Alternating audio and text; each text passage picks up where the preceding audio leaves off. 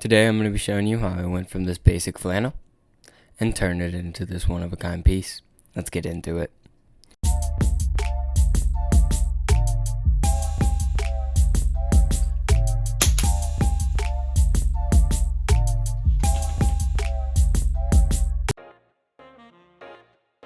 For the bleach, I'm just using a simple spray bottle to do this. And I'm using rubber gloves because bleach gets everywhere and ruins absolutely everything.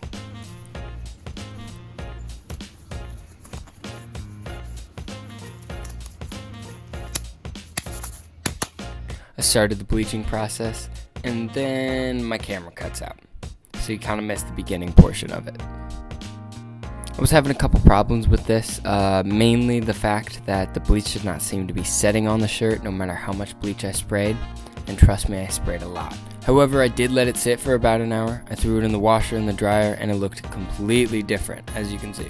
So I'm pretty happy with how it looks, but I do wish the bleach was more white rather than coral. Start sketching up my flame designs. I want my sleeves and my main shirt to have two different types of flames on them, so I go through with a lot of different variants to see what works best.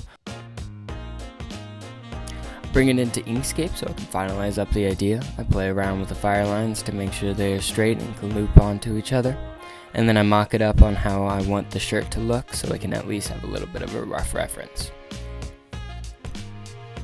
I send it out to the Cricut to cut it out, and I swear to God I could watch this thing all day. I then suck it up and start the weeding process. At least this design was not as hard as it could have been. I start out with the sleeves because I thought that would be easier. I had to cut the drawing into two different sections so I could easily print onto the shirt. Came out real nice, so I repeated the process on the other side the exact same way. And then I started on the front.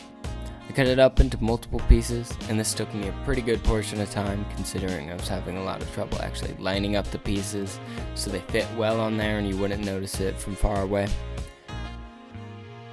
I don't think the Cricut would have been the best tool to use for this, and I think in the future I'll be screen printing the graphic onto it. I'm pretty happy with how it turned out. I will definitely be trying to remake this in the future, tweak a little things, make it a little bit different. So look forward to that.